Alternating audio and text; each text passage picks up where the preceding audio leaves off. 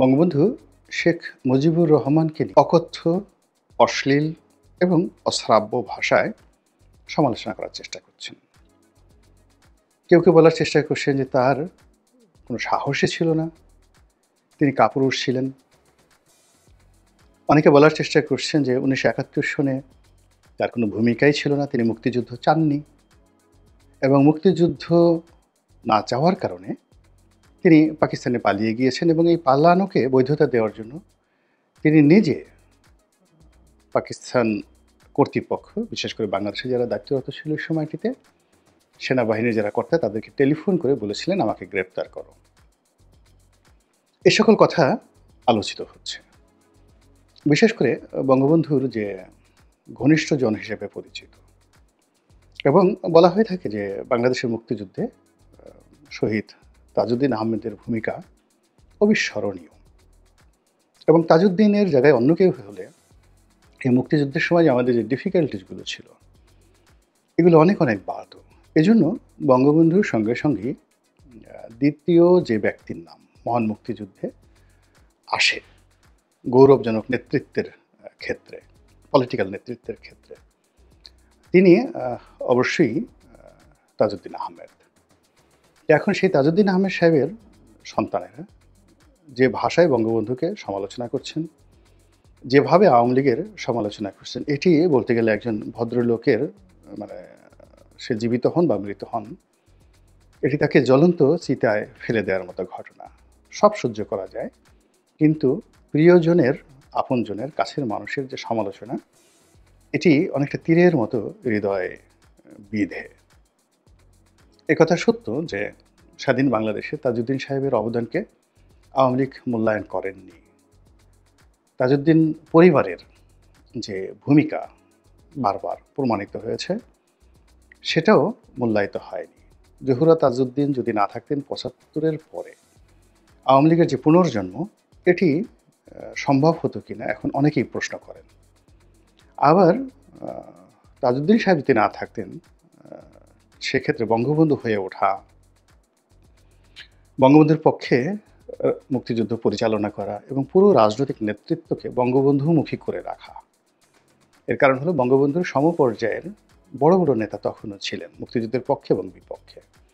তো পুরো শক্তিটার যে পলিটিক্যাল যে থিওলজি বলা হয়, পলিটিক্যাল ধর্মতত্ত্ব, এটির মাস্টারমাইন্ড ছিলেন তাজউদ্দিন সাহেব। আজকে ধরুন ডক্টর মোহাম্মদ ইউনূসের সঙ্গে যদি তাজউদ্দিন সাহেবের মতো একজন প্রজ্ঞাবান লোক থাকতেন, তাহলে এই বিপ্লবের যে ফসল, এই ফসল অন্যদিকে যেত না। তো এনিওয়ে, তাজউদ্দিন সাহেব মহান মুক্তিযুদ্ধের সময় বঙ্গবন্ধুর জন্য যে কাজটি করেছেন, সেটি বঙ্গবন্ধু আসার পরে শেখ ফজলুল হক মনি, তারপরে খন্দকার মোশতাক আহমেদ, তারপর সিরাজুল আলম খান থেকে শুরু করে আরও অনেকের কারণে তাজউদ্দিনের সম্মান, মর্যাদা রাষ্ট্রীয়ভাবে বঙ্গবন্ধু সংরক্ষণ করতে পারেননি বা তাকে আশ্রয় দিতে পারেননি। কিন্তু তাকে অসম্মান কখনো তিনি করেননি। তার দরজা, বঙ্গবন্ধুর দরজা কখনো বন্ধ হয়নি এবং তাদের মধ্যে বন্ধুত্বের সম্পর্কটা শত্রুতার সম্পর্কে যায়নি। তো শেখ হাসিনা এই জিনিসটা রেখেছেন। বলতে গেলে সোহেল তাজকে তিনি যদি হিংসে করতেন তাজউদ্দিন সাহেবকে, তাহলে তো সোহেল তাজকে আমেরিকা থেকে এনে মনোনয়ন দেওয়ার কথা না। আবার যখন সোহেল তাজ পদত্যাগ করলেন, তখন তাজউদ্দিন সাহেবকে, যাকে বলা হয়, স্মরণে যদি তিনি না রাখতেন কিংবা তাকে যদি অপমান করা তার বাসনা থাকতো, তাহলে রিমি আপাকে এনে সেখানে নমিনেশন দেওয়ার কোনো প্রয়োজন ছিল না। এবং বলতে গেলে তিনি নিজে প্রধানমন্ত্রী হয়ে তাদের বাসায় গিয়ে রিকোয়েস্ট করে সেই সোহেল তাজের যে আসন, সেখানে তাজউদ্দিন সাহেবের মেয়েকে মনোনয়ন দিয়েছিলেন এবং শেষ দিন পর্যন্ত তিনি সেই দায়িত্বে ছিলেন। তো এটা হয় কি যে বিতর্ক করা যায়, কিন্তু সীমাবদ্ধতা দেখতে হবে। আমি অমুকের পুত্র, অমুকের কন্যা, ইটস ওকে, কিন্তু রাজনৈতিকভাবে মন্ত্রী হওয়ার জন্য, এমপি হওয়ার জন্য, দলীয় পদ পদবি সংরক্ষণ রাখার জন্য বা অধিকার করার জন্য যে ধরনের যোগ্যতা দরকার, সেটি যদি কারোর মধ্যে না থাকে, তাহলে ইচ্ছা করলেই কেউ কাউকে ওখানে বসাতে পারে না। তো এনিওয়ে, যে কোনো কারণেই হোক না কেন, বঙ্গবন্ধু পরিবারের প্রতি বা বিশেষ করে শেখ হাসিনার প্রতি তাজউদ্দিন সাহেবের পরিবারে একটা ক্ষোভ ছিল এবং সেই ক্ষোভটি এই সময়টিতে এসে এতটা মারাত্মক আকার ধারণ করেছে, যা কিনা বঙ্গবন্ধুর যারা আজীবন সমালোচক তাদেরকে তাদের যে ক্ষমতা, সমালোচনা করার ক্ষমতা, গালি দেওয়ার ক্ষমতা, ক্রোধ দেখানোর ক্ষমতা ১০০ গুণ বাড়িয়ে দিয়েছে। তো আমার কাছে যে জিনিসটা মনে হয় সেটি হলো যে বঙ্গবন্ধু তার সারাটি জীবন তিনি যখন কলকাতাতে ছিলেন তখন তার সাহস, মানে মুসলিম লীগ করতেন বা মুসলিম ছাত্রলীগ করতেন, তখন পুরো কলকাতাতে তার সাহসের জন্য, সেটা আপনি ক্যাডার বলেন, গুন্ডা বলেন, মাস্তান বলেন, পলিটিক্যাল অ্যাক্টিভিস্ট বলেন।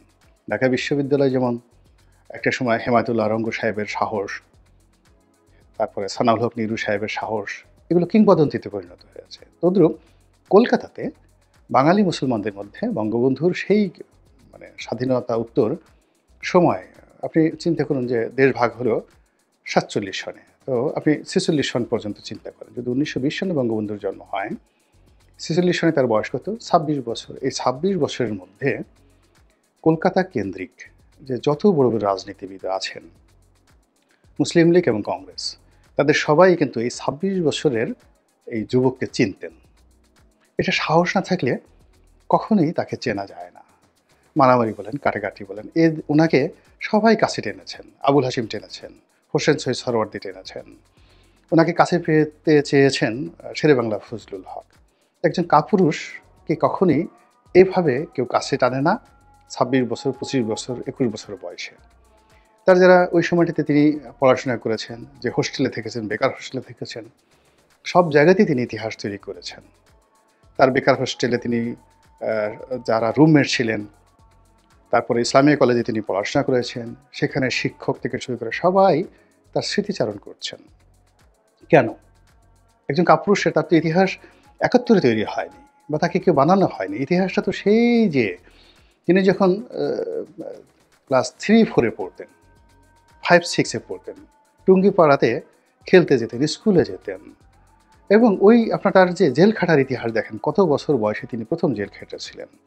এটি কোনো হঠাৎ গজিয়ে ওঠা নেতার পক্ষে কিংবা অস্থির চিত্ত কোনো মানুষের পক্ষে কিংবা হিংসুটে মানুষের পক্ষে এই গভীরতা, এই বীরত্ব অনুধাবন করা সম্ভব নয়। এরপর যখন পাকিস্তান জমানা শুরু হলো, তিনি যখন প্রথম 1954-এ তিনি যখন মন্ত্রী হলেন, তখন তার বয়স কত? ৩৪ বছর। চিন্তা করুন, ৩৪ বছর বয়স। তিনি যখন আওয়ামী লীগের সেক্রেটারি হলেন, তখন তার বয়স কত? আরও কম। ৫৩ সনে যদি তিনি সেক্রেটারি হয়ে থাকেন, তাহলে তার বয়স ৩৩ বছর। আচ্ছা, এই যে ৩৩ বছর তার যে বয়স, যৌবন, এই সময় মানুষ কী করে? ভোগ করে, বিলাস করে, মৌজ করে, মাস্তি করে, এবং তিনি রাজনীতির অঙ্গনে তখন বাংলাদেশের যাকে বলা হয় সুপারস্টার। তো এই সুপারস্টার হিসেবে তিনি কারোর সঙ্গে নেগোসিয়েশন করবেন, বিভিন্ন জনের কাছে চাঁদা নেবেন, মন্ত্রীদের হাতে পায়ে ধরবেন। এগুলো আমাদের এই সমাজ এখন কী হচ্ছে? আমরা সকাল বিকাল যে ধান্দা করছি, তিনি তো সেই ধান্দা করতে পারতেন সরকারের সঙ্গে। আইয়ুব খানের সঙ্গে কি তিনি ধান্দা করতে পারতেন না? কিন্তু চিন্তা করুন যে পাকিস্তান জমানাতে, পুরো পাকিস্তান জমানা কত বছর ছিল? সেই ১৯৪৭ সন থেকে ধরুন ১৯৭১ সন পর্যন্ত। তো এই যে খুব অল্পকালীন সময়, এখানে ২০ বছর, ওখানে সাকুল্যে ২৪ বছর। তো ২৪ বছর পাকিস্তানি শাসন আমলের ১২ বছর তিনি জেল খেটেছেন। এটা কি কোনো কাপুরুষের কাজ? এটা কি কোনো ভীরুর কাজ? এটা কি ধরনের কথা? যে ২৪ বছরের টোটাল রেজিমে যদি ১২ বছর একটা মানুষ জেল খাটে এবং বারবার, একবার বের হয় আবার ঢুকেন, একবার বের হয় আবার ঢুকেন, বউ বাচ্চা একদিকে, ছেলেমেয়ে কোথা থেকে বড় হচ্ছে, কিভাবে সংসার চলবে, কোনো চিন্তা ভাবনা না করে তিনি স্লোগান দিলেন, জাতির জন্য কাজ করলেন, আবার জেলে গেলেন। এটাকে যদি কেউ কাপুরুষ বলে, তার প্রতি আল্লাহর গজব নাজিল হয়ে না হওয়া মানে বিস্ময়কর ঘটনা। কোনো ব্যক্তি যদি বলেন, কোনো জাতি যদি বলেন যে এই মানুষটি কাপুরুষ ছিল, তার কোনো সাহস ছিল না, তিনি পালিয়ে, মানে একবারের জন্য কি দেখাতে পারবেন যে এই ১২ বছর তিনি জেল খেটেছেন এবং কতবার তিনি গ্রেপ্তার হয়েছেন, এবং কোনোবার গ্রেপ্তার করার সময় তিনি বোরকা পরেছেন, পালিয়ে পাট খেতে গেছেন, পুলিশে ধরার পর হাউমাউ করে পুলিশের পা ধরেছেন। আবার জেল থেকে বের হয়ে তিনি বলেছেন, আমাকে কুত্তার মতো করে পিটানো হয়েছে। এখন অনেক নেতা বলে না যে আমাকে টানিয়ে কুকুরের মতো আমাকে পিটানো হয়েছে, শেয়ালের মতো পিটানো হয়েছে। ইতিহাস থেকে বের করুন তো বঙ্গবন্ধু কখনো এই ধরনের কোনো কথাবার্তা বলেছেন কিনা। বরং তিনি জেলখানাকে একটা শিল্পে পরিণত করেছেন। তার অসম্ভব আত্মজীবনীতে দেখেন যে সেখানে পুরো জেলখানাকে তিনি রাজনীতির জন্য একটা অগ্নিগর্ভ বানিয়ে ফেলেছিলেন। যেখানে গেছেন সেখানেই তার রাজনীতি। তো যাই হোক, সেই মানুষটি ৭১ সনে তিনি পালিয়ে গেছেন, বলেন ভালো কথা। কিন্তু তার যে মৃত্যু, তার মৃত্যু, এই মৃত্যুর ঘটনাটা বলে আমি আজকে এই ভিডিওর বক্তব্য শেষ করব। সেটি হলো ৭৫-এর ১৫ই আগস্ট রাতে যখন তার সামনে অস্ত্রধারী এই মেজর, অস্ত্রধারী গুন্ডা, অস্ত্রধারী বিদ্রোহী সাবেক সেনা কর্মকর্তা যেভাবেই ব্যাখ্যা করেন না কেন, তারা ইতিমধ্যে রক্তপিপাসু হয়ে পড়েছেন। অর্থাৎ শেখ ফজলুল হক মনির বাসায় আক্রমণ চালিয়েছেন, আব্দুর রব সেরনিয়াবাদ বাসায় আক্রমণ চালিয়ে সবাইকে মেরে বঙ্গবন্ধু ভবনে এসেছেন। এসে সবাইকে মেরেছেন, সবাইকে মেরেছেন। মানে শুধুমাত্র বঙ্গবন্ধু একা জীবিত, তাকে ধরে নিয়ে যাবেন ক্যান্টনমেন্টে। এরকমই তাদের একটা প্ল্যান, তাকে মারার প্ল্যান তারা তখনও করে উঠতে পারেনি। তো আপনার চোখের সামনে চিন্তা করুন যে সবাইকে, পরিবারের সবাইকে মেরে ফেলেছে এবং উনি সেটা জানেন। তো এই অবস্থায় তিনি জ্ঞান হারাননি, তার হাত পা কাঁপেনি, তিনি হাউমাউ করে কান্নাকাটি করেননি। তিনি তার যে চিরাচরিত স্বভাব, বীরত্ব নিয়ে সেই পাঞ্জাবি পরে, লুঙ্গি পরে, তারপর হাতে ওই যে তার যে চিরাচরিত পাইপ, যেটা তিনি যেটা খেতেন, উইনমোর যে সিগারেট, ওটা তিনি পাইপের মধ্যে দিয়ে তিনি ওই সময় ট্রেডিশনাল তিনি খেতেন, ফিদেল ক্যাস্ট্রো খেতেন। ওই সময়টাতে স্মোকিং করা বা ধূমপান করাটা একটা স্টাইল ছিল বড় বড় নেতাদের। উইনস্টন চার্চিল তিনি খেতেন, সিজার খেতেন, আর উনি পাইপ খেতেন। যে কজন লোক পাইপ নিতেন তার মধ্যে সেই বঙ্গবন্ধু সারা পৃথিবীতে তার পাইপের জন্য তিনি বিখ্যাত। তো সেই পাইপ মুখে দিয়ে সিঁড়ি দিয়ে তিনি ধমকাতে ধমকাতে নামছেন, কে তোমরা, কেন এসেছো? আচ্ছা, তো এই যে যারা খুনি, ইতিমধ্যে তারা খুন করে আসছে এবং ওই বাসা সবাইকে খুন করেছে, পিস্তল সব লোড করা। সেই মেজর মহিউদ্দিন আমাদের গলাচিপাতেই বাড়ি ছিল। অন্যান্য যারা লোকজন আছেন তারা থর থর করে কাঁপতেছিলেন হাতে এবং বিব্রত হয়ে বলতেছিলেন যে স্যার আপনাকে নিতে এসেছি। হ্যাঁ, তোমার এত বড় সাহস, অস্ত্র নিয়ে আমার বাসায় ঢুকেছ, আবার আমাকে নিতে কথা বলছো। কিন্তু এর আগে দেখেন, তিনি জানেন আক্রমণ হয়েছে, তিনি জানেন যে তার ছেলে মেয়েকে খুন করে ফেলা হয়েছে, তারপরেও তিনি ওখানে দাঁড়িয়ে এই তাদেরকে যে যাকে বলা হয় একটা তর্ক বিতর্কের মধ্যে ফেলে দিয়েছেন, তাদেরকে একটা ট্রাফের মধ্যে ফেলে দিয়েছেন। এটা কোনো কাপুরুষের কাজ নয়। এবং উনি যদি আর মাত্র ১ থেকে ১.৫ মিনিট সময় পেতেন, ইতিহাস ভিন্ন হতো। কিন্তু হঠাৎ করে কি হলো, ওই সেলদার মুসলিউদ্দিন, ইটস এ ডেড কিলার। তো তিনি সেই বাইরে থেকে আসলেন শেখ ফজলুল হক মনির বাসা থেকে, ঢুকেই তিনি দেখতেছিলেন যে অস্ত্রধারী ৪-৫ জন যারা লোক, তারা বঙ্গবন্ধুর সঙ্গে দাঁড়িয়ে কথা বলছেন এবং তারা কাঁপছেন, আর বঙ্গবন্ধু তাদেরকে ধমকাচ্ছেন। তখন তিনি আর ১ সেকেন্ড দেরি করলেন না, কেননা তিনিও সেই, যদি দেরি করতেন তার সম্মোহনী ক্ষমতার কাছে তিনিও পরাজিত হয়ে যেতেন।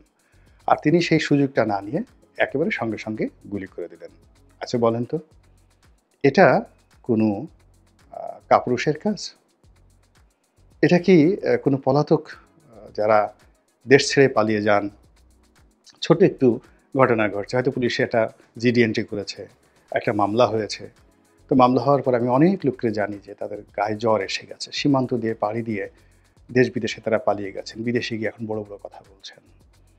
তো এটা যারা এই কথাগুলো বলছেন তাদের মুখে বঙ্গবন্ধুকে কাপুরুষ বলা, পলাতক ব্যক্তি বলা, এটা কবিরা গুনাহ।